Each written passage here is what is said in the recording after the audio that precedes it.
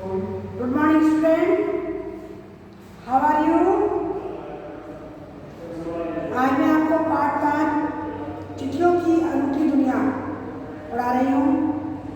आप ध्यानपूर्वक पढ़ना और समझना, और मेरे समझाने के बाद आप पढ़कर इसको अच्छी तरह रीड करना और इस पाठ के वर्ड में लिखना जो पाठ के पीछे है। पत्रों की दुनिया भी अजीबोगरीब है और उनकी उपयोगिता हमेशा से बनी रही है। पत्र जो काम कर सकते हैं वह संचार का आधुनिकतम साधन नहीं कर सकता। देखिए, जो काम पत्र कर सकता है वह काम संचार के साधन नहीं कर सकते हैं। आजकल तो हमें नई नई चीजें उपलब्ध है हमारे लिए। पत्र जैसा संतोष हमें फोन में नहीं मिलता। एसएमएस का संदेश कहीं दे सकता है, कहीं कहाँ दे सकता है। जो संतोष हमें पत्र पढ़कर मिलता है, जिसे हम आराम से बैठकर पढ़ते हैं, वह न तो हमें संतोष फोन दे सकता है, नहीं एसएमएस के हुए संदेश दे सकते हैं। पत्र एक नया सिलसिला शुरू करते हैं। राजनीति, साहित्य तथा कला के क्षेत्र में तमाम विवाद, नई घटनाओं की जड़ भी पत्र ही होती है। नई जो भी काम होते हैं पत्र से शुरू होते हैं। दुनिया का तमाम साहित्य पत्रों पर केंद्रित है। मानव सभ्यता के विकास में इन पत्रों ने अनूठी भूमिका निभाई है। मनुष्य की वजह से सभ्यता, जो हमारी भारतीय सभ्यता है, उसमें पत्रों की का बड़ा महत्व है। पत्रों का भाव सब जगह एक सा है। अलग अलग हो, पत्र को उर्दू में खत कहते हैं और संस्कृत में पत्र कहते हैं, कन्नड़ में कागज कहते हैं और तेलुगु में उत्तरम कहते हैं, जावाड़े तथा तमिल में कनिष्ठ कहा जाता है। पत्र यादों का संजोकर रखते हैं। पत्र हमारी यादों को संजोकर रखते हैं, हमने संभाल करके रखते हैं। हर एक को पत्र लिखना, हर किसी को कोई संदेह, इसमें किसी को कोई संदेह नहीं है कि हर एक को पत्र लेखन कला और हर एक के पत्रों का अपना दायरा होता है। उसकी पत्र लिखने की एक अपनी कला होती है, उसका ढंग होता है पत्रों का, और पत्र दायरे में लिखे जाते हैं। दुनिया भर में रोज करोड़ों पत्र एक दूसरे के को तराशते तमाम ठिकानों तक पहुंचाते हैं। भारत में ही रोज 4.5 करोड़ चिट्ठियाँ डाक में डाली जाती है। 4.5 करोड़ चिट्ठियाँ डाक में डाली जाती हैं, जो साबित करती है कि पत्र कितनी अहमियत रखते हैं। पत्र हमारे लिए कितने अहम हैं। पंडित जवाहरलाल नेहरू ने 1953 में सही ही कहा था कि हजारों सालों तक संचार का साधन केवल हल कार्य या फिर तेज घोड़े रहे हैं। हजारों साल पहले संचार का साधन हल कार्य या तेज घोड़े रहे हैं। लोग घोड़ों पर संदेश लेकर के भेजते थे, जो घोड़े बहुत तेजगामी होते थे। उसके बाद पहिए आए, फिर रेलवे और तार से भारी बदलाव आया, फिर तार जाने लगे, उससे तो भारी बदलाव आ गया। तार ने रेलों से भी तेज गति से संवाद पहुंचाने का सिलसिला शुरू कर दिया। पहले रेलों के द्वारा संदेश भेजा जाता था, फिर तारों के द्वारा भेजा जाता था। तारों से जो संदेश भेजा जाता था वह बहुत जल्दी जाता था।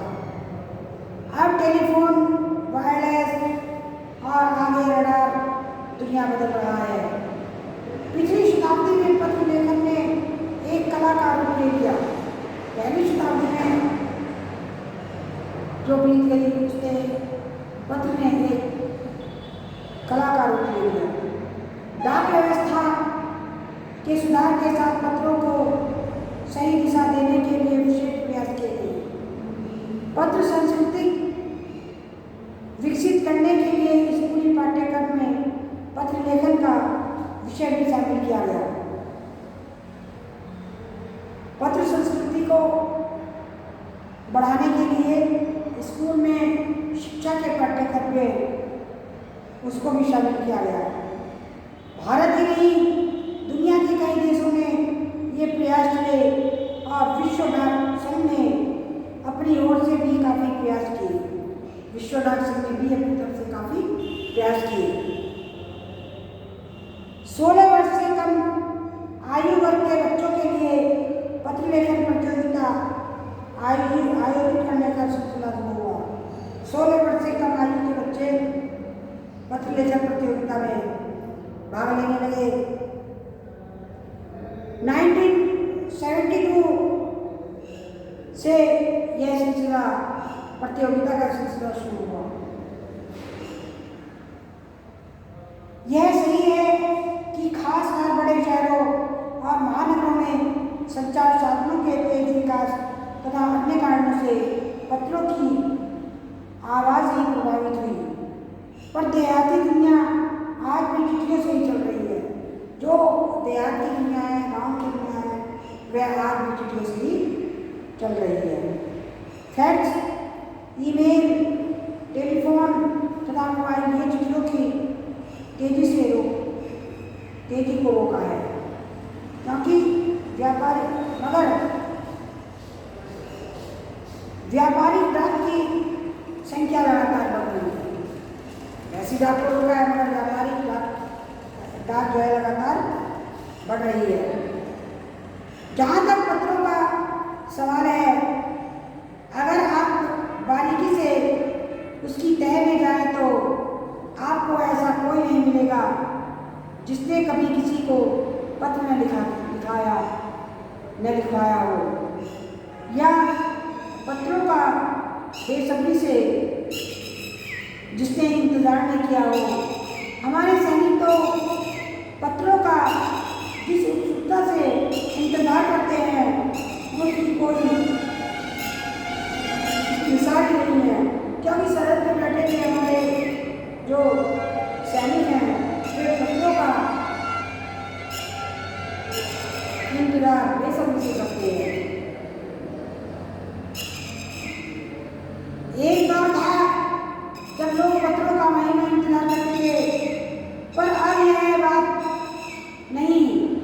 परिवहन साधनों के साधन ने दूरी बहुत घटा दी है। पहले लोगों के लिए संचार के साधनों के विकास से दूरी बहुत घटा दी है।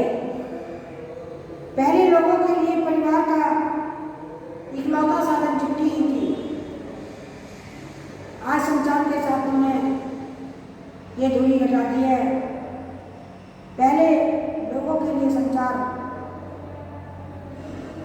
के साधन का इकलौता साधन चिट्ठी ही थी। जो अपने पुरखों की चिट्ठियों को आज भी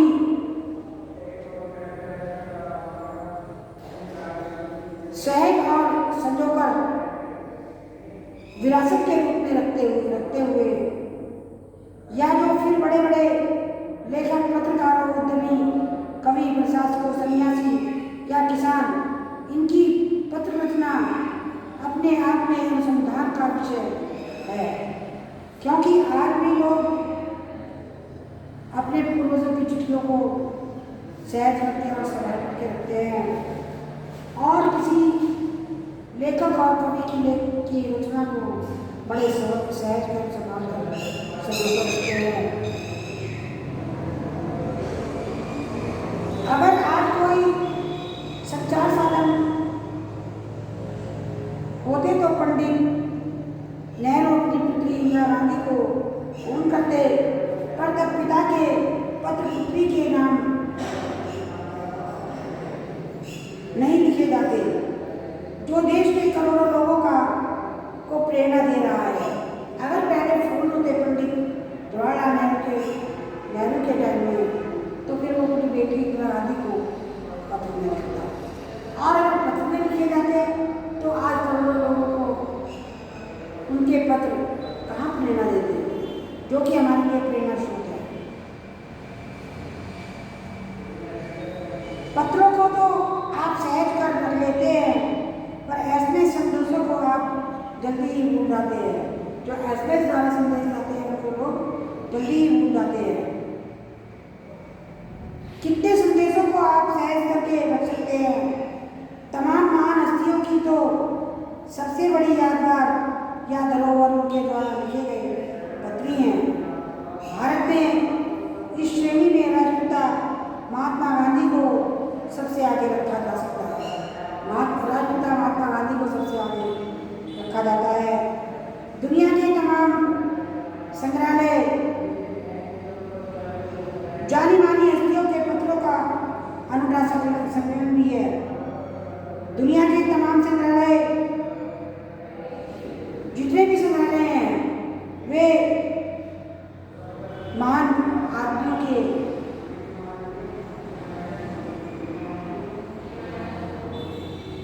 पत्रों से बड़े बड़े हैं।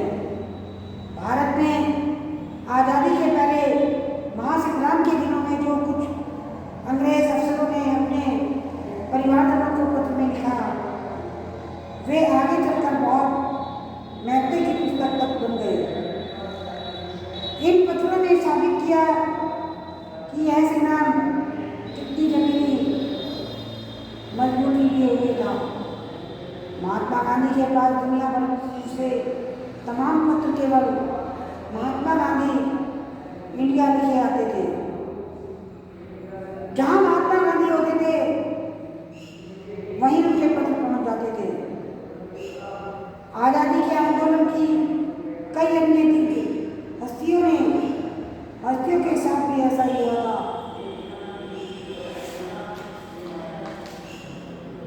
गांधी जी के पास देश दुनिया की बड़ी संख्या में पत्र पहुंचते थे, पर पत्रों का जवाब देने के लिए वे उनका कोई जोर नहीं था। कहा जाता है कि जैसे ही उन्हें पत्र मिलता किसी का, तो एक तुरंत लिखने बैठ जाते उसका जवाब देने के लिए। अपने हाथों से ही ज़्यादातर पत्रों का जवाब देते थे। जब पत्र लिखते लिखते उनका दाहिना हाथ थक जाता था, तो वे जो है बाएं हाथ को लिखने में बाएं हाथ से पत्र लिखते थे। महात्मा गांधी ही नहीं, आंदोलन के तमाम नायकों के पत्र गांव-गांव में मिल जाते हैं। पत्र भेजने वाले लोग ने पत्रों को किसी प्रशस्ति पत्र से कम नहीं मानते, और कई लोगों ने तो उन पत्रों को फ्रेम कराकर रख लिया। यह है पत्रों का जादू। यही नहीं, पत्रों के आधार पर ही कई भाषाओं में जाने कितनी किताबें लिखी जा चुकी हैं। पत्रों के माध्यम से ही हमें कई भाषाओं की किताबें लिखी जा चुकी हैं। वास्तव में पत्र किसी दस्तावेज से कम नहीं है। पंत के 200 पत्र, बच्चन के नाम, निराला के पत्र हमको लिखियो है। कहा था पत्रों के आईने में दयानंद सरस्वती समेत कई पुस्तकें आपको मिल जाएंगी। कहा जाता है कि प्रेमचंद खास और नए लेखकों को बहुत प्रेरक जवाब देते थे तथा पत्रों के जवाब में वे बहुत मुस्तैद रहते थे। इसी प्रकार नेहरू और गांधी के लिखे गए रविन्द्रनाथ टैगोर के पत्र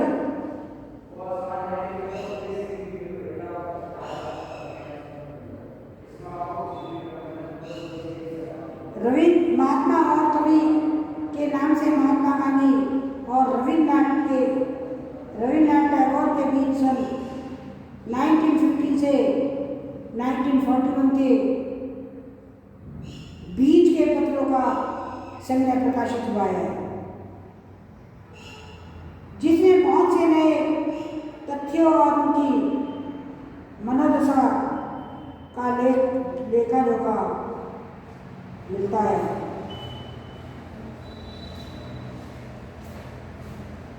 पत्र व्यवहार की परंपरा भारत में बहुत पुरानी है, पर असली विकास आजादी के बाद हुआ। तमाम सरकारी विभागों की तुलना में ज़्यादा गुडविल डाक विभाग की है। इसको एक अच्छा खासा वजह यह थी कि लोगों को जोड़ने का काम करता है। घर घर तक इसकी पहुंच है। संचार के समान तमाम उन्नत साधनों के बाद भी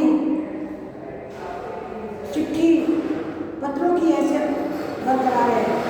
शहरी इलाकों में आलीशान हवेलियाँ हो या फिर झुग्गी झोंपड़ियों में रह रहे लोग, दुर्गम जंगलों में, फिर गांव में हो या फिर बर्फबारी में के बीच में पहाड़ों के रूप में लोग,